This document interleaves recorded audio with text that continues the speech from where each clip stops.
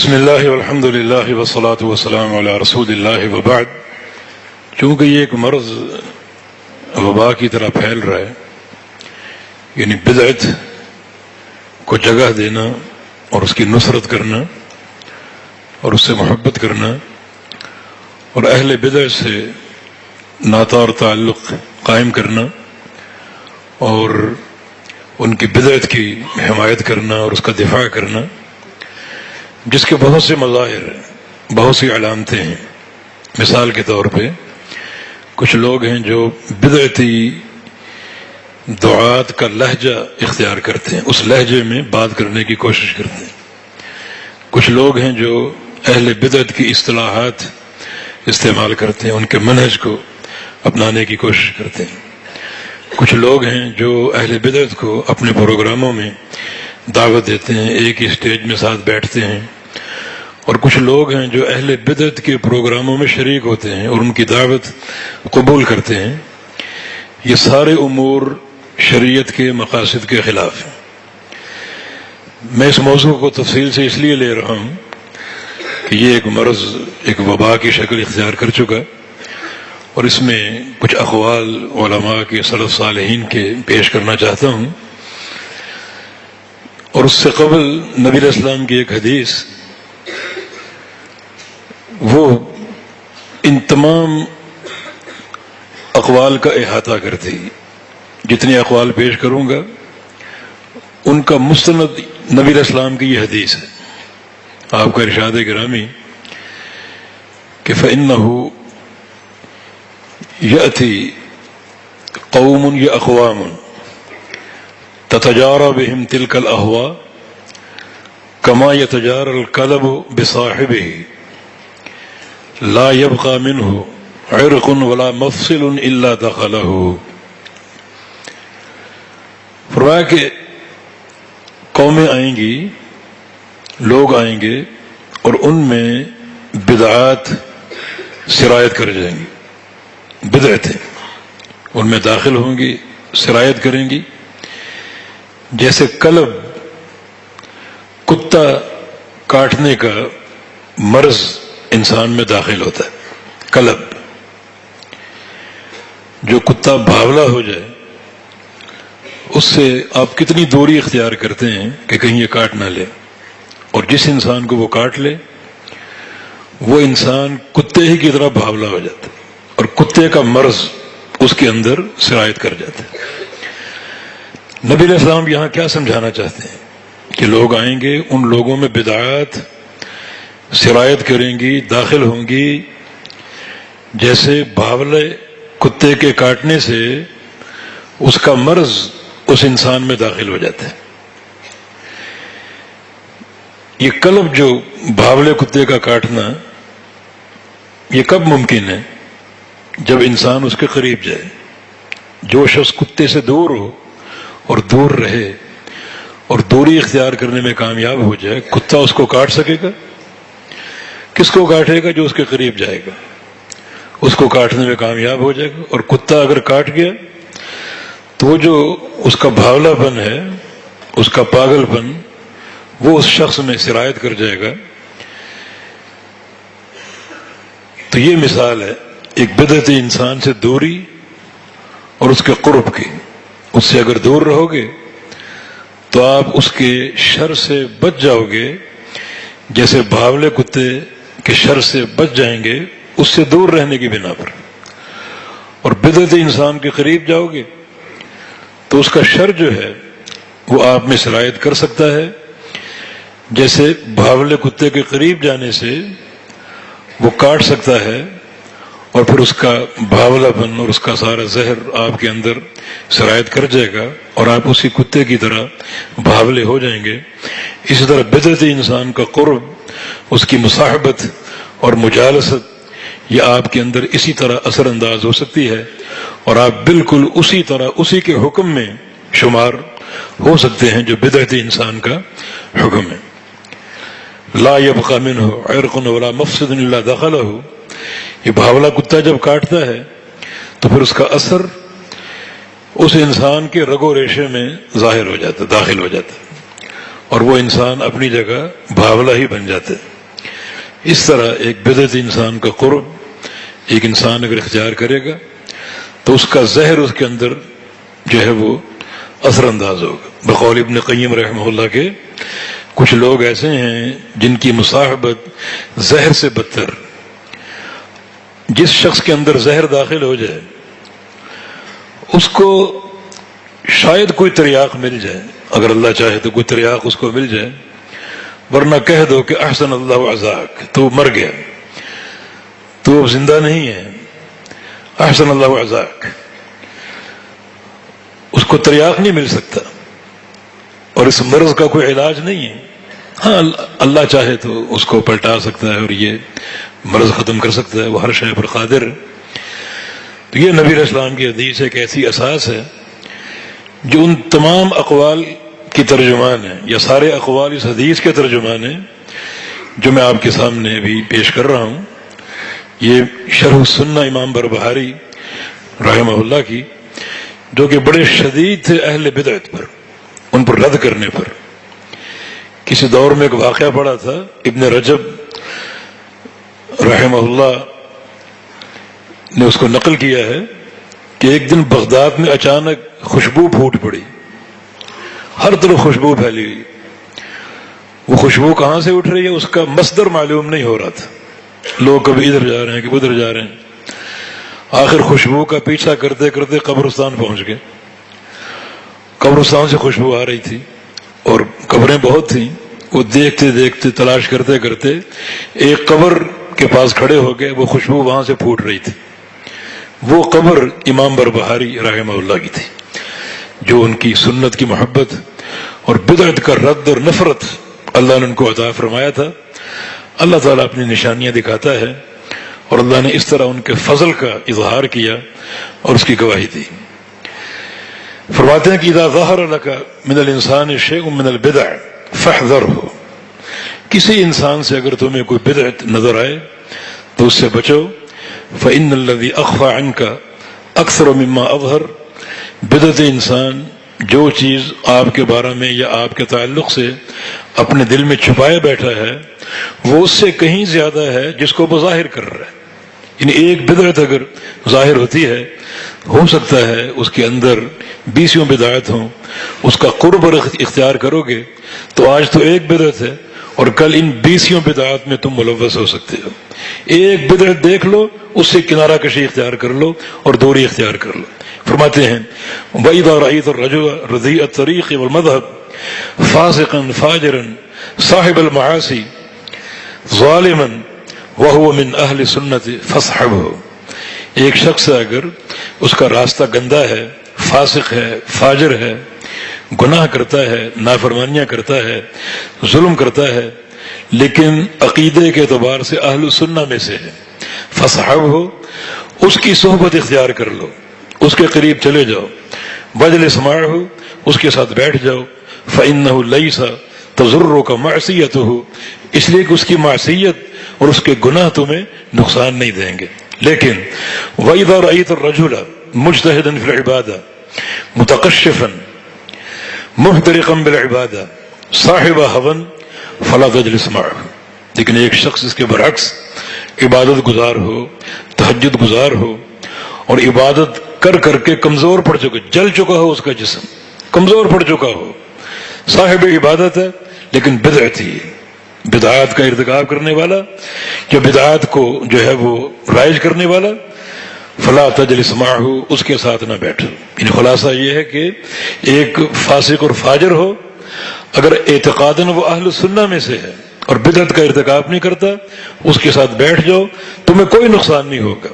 لیکن اگر ایک شخص عبادت گزار ہے، تہجد گزار ہے، اچھی اچھی باتیں کرتا ہے، مگر وہ صاحب بدعت ہے تو اس کے ساتھ نہ بیٹھو. ولا تسمع کلامہ، اور اس کی بات بھی نہ سنو. ولا تمشی معہ فی طریق، اور اس کے ساتھ راستے میں چلو پھرو بھی نہ. فإنی لا آمن ان تستحلی طریقہ فتہلک معہ، کیونکہ مجھے اس چیز کا اندیشہ ہے کہ اس کے ساتھ چلنے پھرنے سے، بیٹھنے سے اس کا راستہ تمہارے لیے سج جائے، سنور جائے اور تم اس کی طرف برباد ہو جاؤ. کنارہ کشی اختیار کرو اگر ایک بدعت بھی اس سے ظاہر ہوتی. ایک استثناء یہاں ضروری ہے، یعنی بعض اہل بدعت وہ ہیں جن سے آپ کی قرابت کی کوئی نوعیت ہے. مثلا آپ کا بھائی ہے، اللہ نے آپ کو توفیق دے دی، بھائی کو توفیق نہیں دی، تو اس سے تو اخوت کے ناطے ایک تعلق آپ کا ہے، ہنسنا، ساتھ چلنا پھرنا بیٹھنا، دنیا جانتی ہے کہ آپ کا بھائی، اس سے آپ کا میل جول بدعت کی بنا پر نہیں، اخوت کی بنا پر. بعض اوقات بیٹا جو صحیح عقیدے پر آ جاتا ہے، باپ نہیں ہوتا، لیکن باپ کا اکرام تو کرنا ہے، اس سے تعلق تو قائم کرنا ہے. وہ تعلق دینی نہیں ہے بلکہ باپ ہونے کے ناطے. بعض اوقات آپ کے کاروباری پارٹنر جو ہے وہ بدعتی ہوتے ہیں، تو ان سے جو تعلق کی نوعیت ہے وہ کاروباری، وہ جائز ہے، وہ دینی نوعیت نہیں ہے. یہ فرق آپ ہمیشہ ملحوظ رکھیں.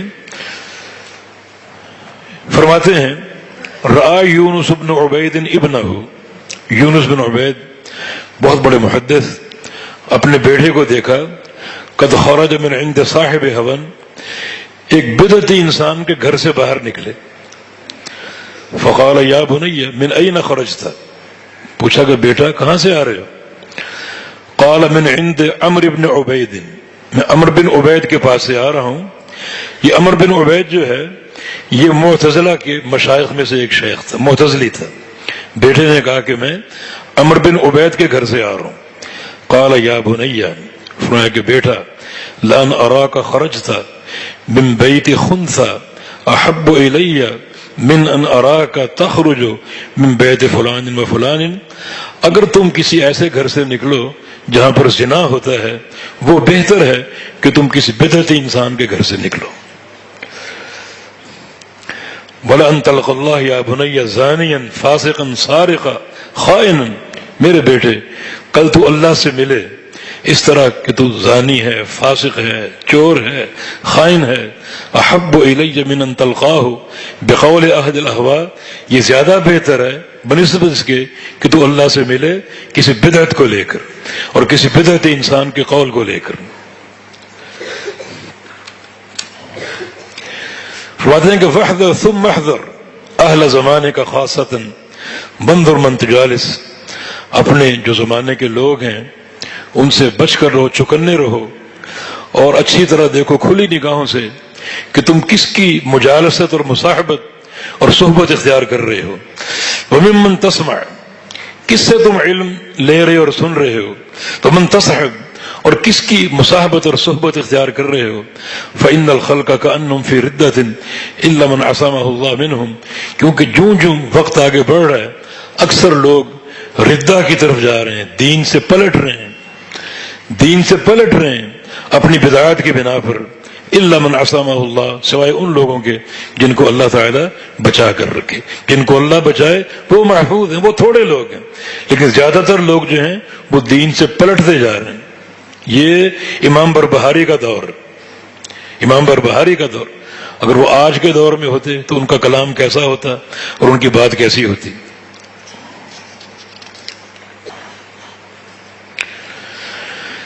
فرماتے ہیں قال مالک بن انس، امام مالک کا قول ہے من لزم السنہ وسلم منہ اصحاب رسول اللہ صلی اللہ علیہ وسلم ثم مات، جو شخص سنت کو لازم پکڑ لے، سنت اس کا اوڑھنا بچھونا ہو اور سنت اس کی حقیقی سواری ہو اور اس کی زبان سے نبی علیہ السلام کے صحابہ محفوظ ہوں، کسی صحابی پر کوئی طعنہ زنی نہ کرے، کوئی کیچڑ نہ اچھالے. ثم مات، پھر وہ شخص مر جائے، کان مع النبیین والصدیقین والشہداء، تو قیامت کے دن اس کا حشر انبیاء کے ساتھ ہوگا، صدیقین کے ساتھ ہوگا، شہداء اور صالحین کے ساتھ ہوگا. وَإِن كَانَ لَهُ تَقْصِيرٌ فِي الْعَمَلِ، اگرچہ عمل میں کوتاہی کیوں نہ ہو، اور اس کا عقیدہ بڑا ٹھوس اور مضبوط اور سنت کا فہم کا جو منہج ہے بڑا ہی بابرکت ہے. اس پر ان قرآن اور احادیث کی تائید سے کافی لمبا کلام ہو سکتا ہے.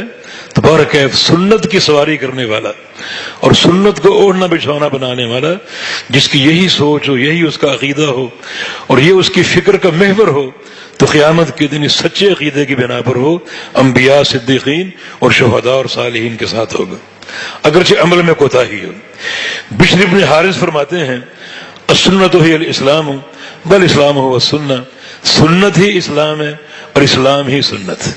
اگر سنت جاننا چاہیں یہ پورا اسلام سنت ہے، اسلام کو جاننا چاہیں تو پورا اسلام سنت اور پوری سنت اسلام ہے۔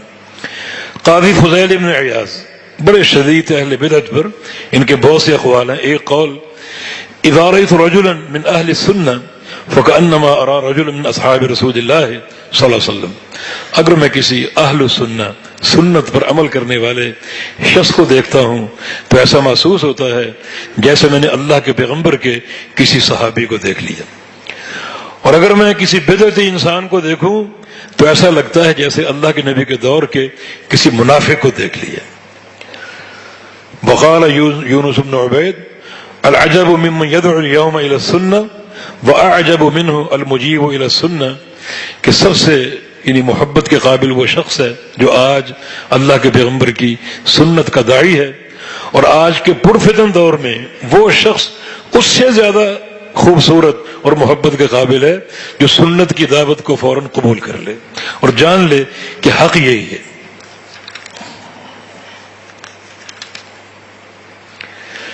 عبداللہ بن عون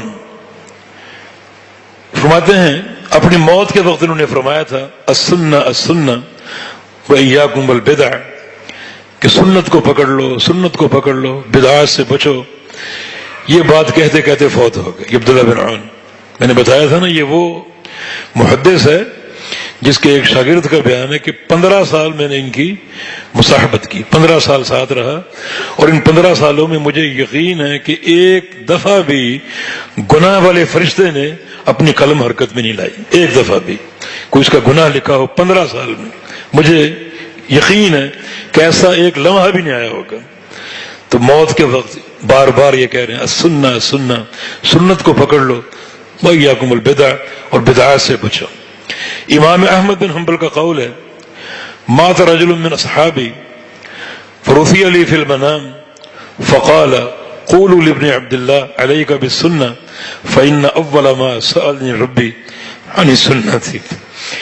امام احمد فرماتے ہیں کہ ایک شخص کا انتقال ہو گیا، میرے دوستوں میں سے تھا، میرے شاگردوں میں سے تھا، کسی نے اس کو خواب میں دیکھا کہ وہ شخص پیغام دے رہے ہیں کہ میرے شیخ احمد بن حنبل کو پیغام دے دو کہ علیک بالسنہ، سنت کو پکڑ دو، فإن اول ما سألنی ربی عن السنہ، مرنے کے بعد اللہ تعالیٰ نے جو مجھ سے پہلا سوال کیا وہ اپنے پیغمبر کی سنت کے بارے میں کیا تھا۔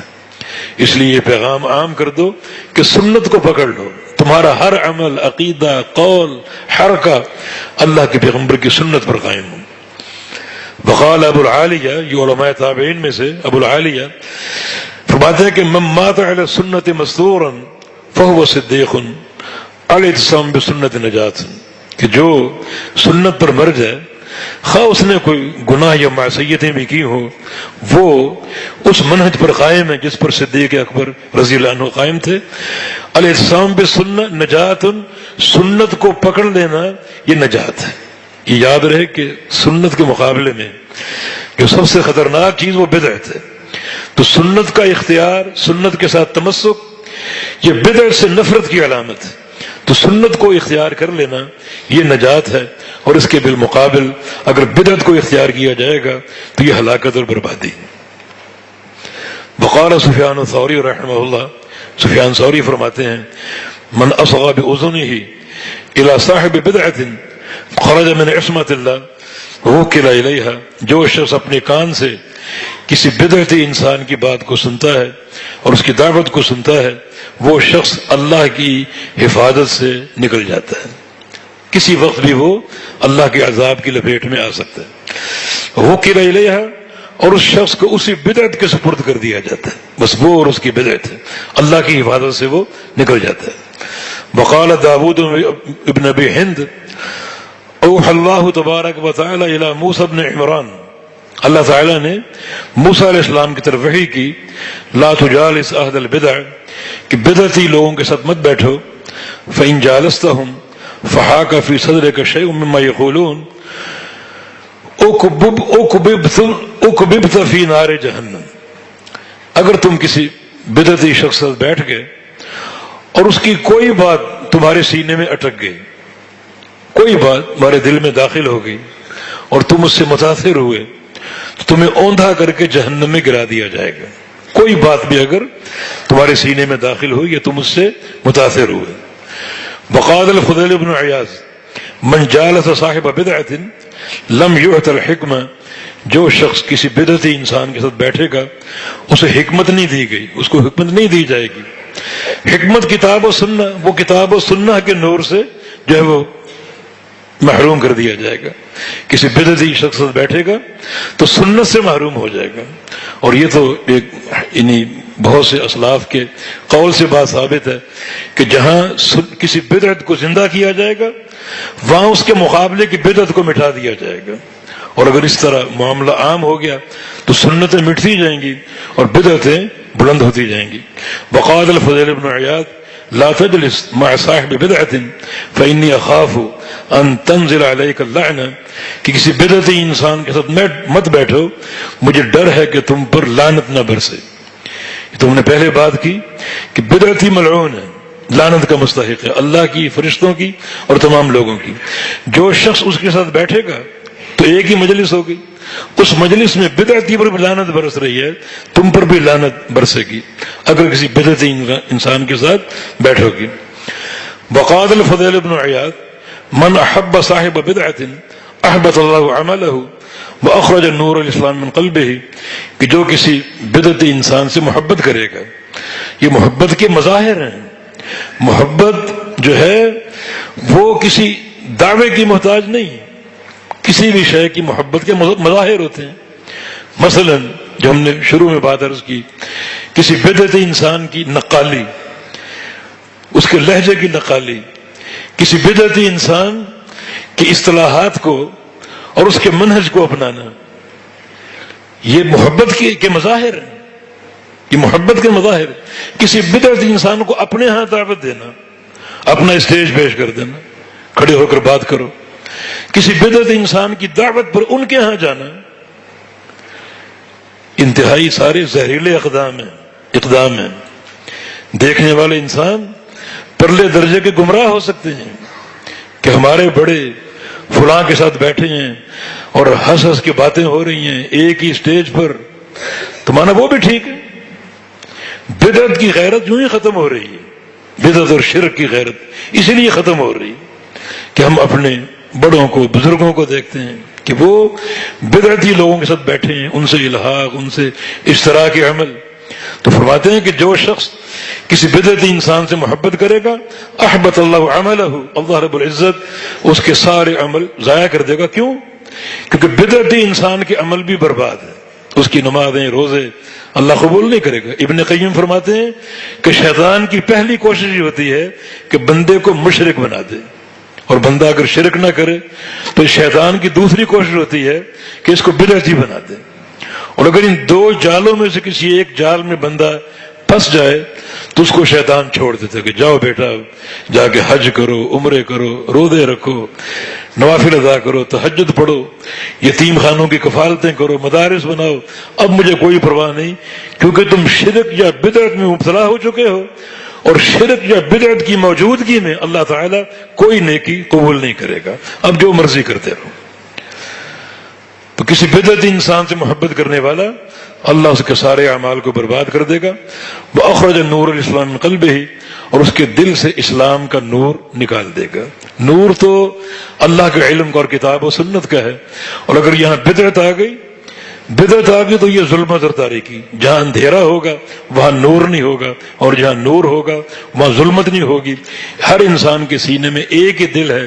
اگر دو دل ہوتے تو ایک کو بدعت کے لیے وقف کر دیتے، دوسرے کو اللہ کی وحی کے لیے، لیکن دل تو ایک ہی ہے. اگر نور ہے تو تاریکی نہیں ہے، اور اگر تاریکی ہے تو نور نہیں. اور قاضی فضیل بن عیاض ہی کا بیان ہے من جلس مع صاحب بدعت فی طریق فجز فی طریق غیرہ، اگر تم کسی بدعتی انسان کے ساتھ کسی کو دیکھو، تمہارا وہ بھائی کیوں نہ ہو، تمہارا وہ شیخ کیوں نہ ہو، تم وہ راستہ چھوڑ دو اور کوئی اور راستہ اختیار کر لو. اس کا یہ معنی ہے کہ عمومی مظاہر میں بالخصوص کسی بدعتی انسان کی مجالست بڑی خطرناک. عمومی مظاہر سے مراد یہ کہ دنیا دیکھ رہی ہے اس بدعتی کی اور اس کے ساتھ آپ کو دنیا دیکھ رہی. تو اس میں دنیا کے لیے ایک بڑا دھوکے کا سامان ہے کہ ہمارا شیخ فلاں شخص کے ساتھ ہے، مانا فلاں شخص بھی ٹھیک ہے۔ اسی طرح عقیدے کی غیرت دل سے ختم ہوتی۔ تو تم یہ مت دیکھو کہ میرا شیخ بیٹھا ہے اس کے ساتھ، فجز فی طریق غیر، دوسرا راستہ اختیار کر کے اس کو سلام علیکم خیر بات کہہ کے آگے بڑھ جاؤ، وہاں ساتھ نہ بیٹھو۔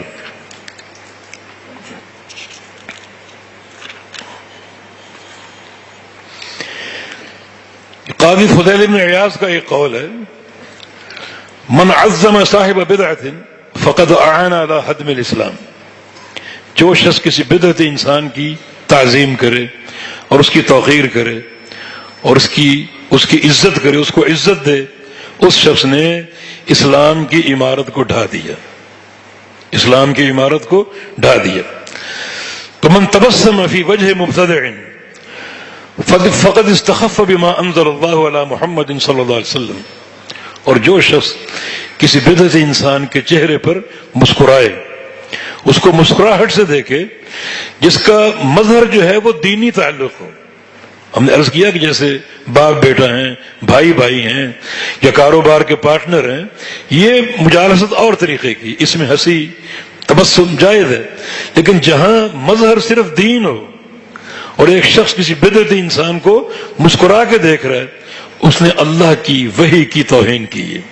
اللہ تعالیٰ نے محمد رسول اللہ صلی اللہ علیہ وسلم جو وحی اتاری اس نے اس کی توہین کی ہے۔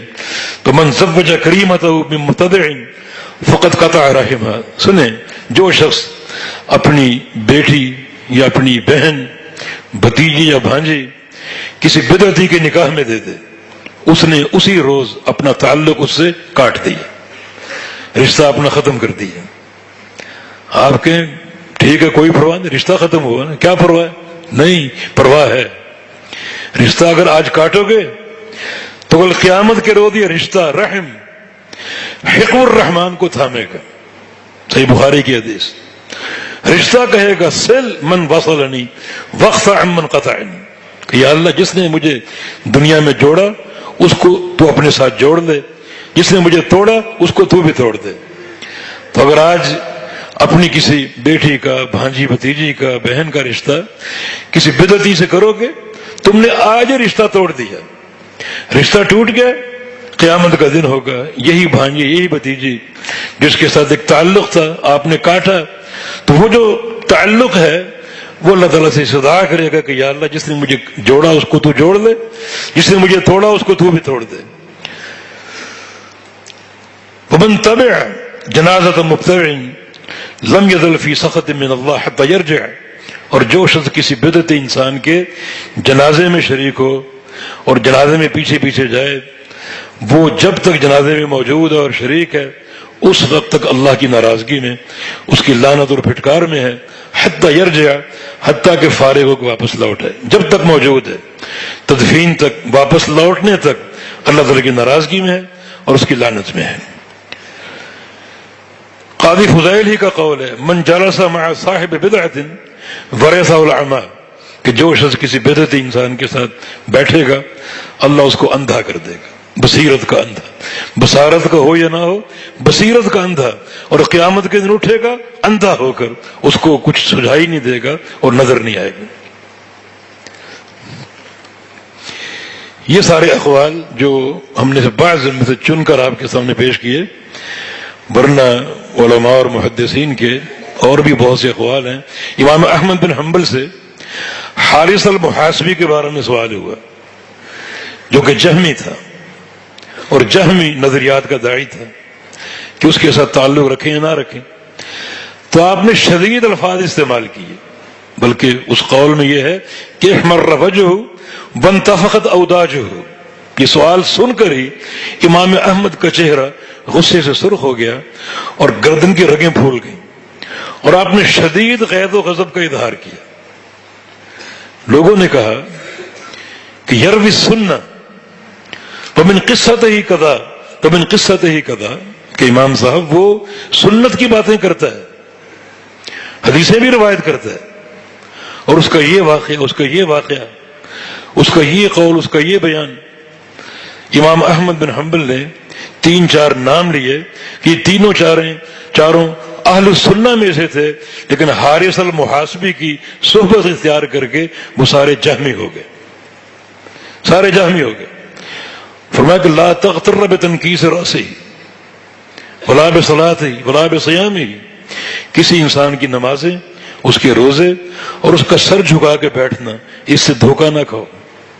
جب اس کو دیکھو اس کے لب پھڑپھڑا رہے ہیں جیسے اللہ کا ذکر کر رہا ہے، اس سے دھوکہ نہ کھاؤ۔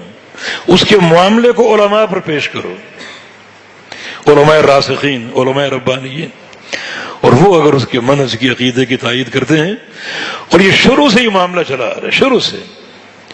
امام سفیان ثوری رحمہ اللہ بصرہ گئے، وہاں ایک شخص کا مقام دیکھا، یہ ربیع بن سبی اس کا نام تھا، اور وہ اس کا معاملہ بڑا مشہور۔ لوگوں سے پوچھا کہ ہم اس کو جانتے نہیں، یہ ربیع کو کون ہے؟ یہ اس کی بڑی مجلسیں ہوتی ہیں، بڑے دروس ہوتے ہیں، اور بڑی اس کو دعوت دی جاتی ہے، کون ہے یہ؟ لوگوں نے کہا یہ حدیثیں بیان کرتے ہیں، اہل السنہ میں سے۔ پھر بھی مطمئن نہ ہوئے کہ اگر یہ حدیثیں روایت کرتا ہے تو ہمیں اس کا علم کیوں نہیں؟ محدثین تو دنیا کے علماء اور محدثین اور ان کے منہج سے آگاہ تھے، اس کا روایتوں میں نام کیوں نہیں؟ اس کی اسانید کیوں نہیں؟ یہ سند کے بغیر کیوں معروف ہے؟ مطمئن نہ ہوئے۔ کہا اچھا ایک اور سوال کا جواب دو، زیادہ تر کون لوگ اس کے ساتھ بیٹھتے ہیں؟ کہا کہ قدری لوگ جو تقدیر کے منکر، قدری قدری قدری، یہ بھی قدری، یہ بھی قدری، یعنی یہ مجالست، اگر اہل یعنی تقدیر کے منکر اس کے ساتھ بیٹھتے ہیں تو یہ مجالست اس بات کی دلیل ہے کہ اہل السنہ میں سے نہیں ہے، یہ بھی قدری۔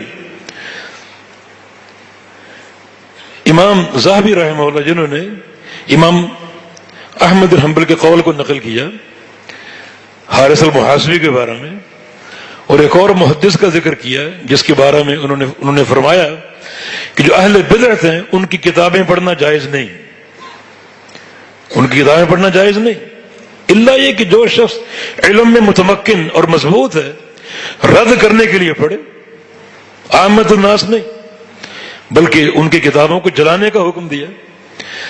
تو امام ذہبی فرماتے ہیں کہ یہ لوگ اگر جو آج کا دور ہے ہمارا، یہ تو امام احمد کا دور تھا، آج کا دور اگر امام احمد پا لیتے اور اس دور کے اہل بدعت کو دیکھتے تو امام احمد حنبل کا کیا موقف ہوتا، کتنا شدید موقف ہوتا۔ اسی قول پر جو ہے وہ تعلیق لگائی ہے شیخ ربیع حافظہ اللہ نے کہ اگر امام احمد حنبل آج کا دور پا لیتے جہاں قدم قدم پر فتنے اور دعات ضلالت ہیں اور مبتدعین ہیں تو ان کا کیا موقف ہوتا، کیا ان کا انداز ہوتا اور کیا ان کا موقف ہوتا۔ تو حقیقت یہ ہے کہ وہ جو نبی علیہ السلام کی حدیث ہے جس میں آپ نے قلب سے جو ہے وہ تعبیر فرمایا کہ بدعتی کو یہ سمجھو جیسے بھاولا کتا ہوتا ہے، بھاولے کتے کا قرب اس بات کا اندیشہ ہے کہ وہ آپ کو کاٹ لے گا تو پھر آپ بھی بھاولے کتے بن جائیں گے۔ اسی طرح بدعتی انسان کا قرب اس بات کا اندیشہ ہے کہ آپ اس کی بدعت سے متاثر ہو جائیں، متاثر ہو گئے تو پھر آپ بھی اسی زمرے میں شمار ہوں گے اہل بدعت کے۔ یہ حدیث ان تمام اقوال کی تائید کر رہی ہے۔ لہذا ہمارا جو ایک معاملہ جو ہونا چاہیے دینی اعتبار سے، مصاحبت کے اعتبار سے اور دین کے منہج کو اختیار کرنے کے اعتبار سے، دعوت دینے کے اعتبار سے، وہ سارا کا سارا کتاب و سنت پر قائم ہو، اور کتاب و سنت اس طرح قائم ہو کہ سلف صالحین کے منہج پر ہو۔ یہ اقوال ہم نے پیش کیے اپنے سلف صالحین کے، یہ ایک منہج ہے جو ہمارے سامنے آ رہا ہے، جس کی وفاداری ضروری ہے اور جس کی اتباع اور پیروی ضروری ہے۔ اللہ تعالیٰ سے توفیق کا سوال ہے کہ اللہ رب العزت ہمیں سنت کی محبت عطا فرما دے اور اہل سنہ کی خالص مصاحبت عطا فرما دے، اور بدعت کی نفرت سے ہمارے دلوں کو بھر دے، اور اہل بدعت کی مجالست، مصاحبت، ان کی محبت، ان تمام امراض سے ہم کو محفوظ رکھے۔ بارک اللہ فیکم۔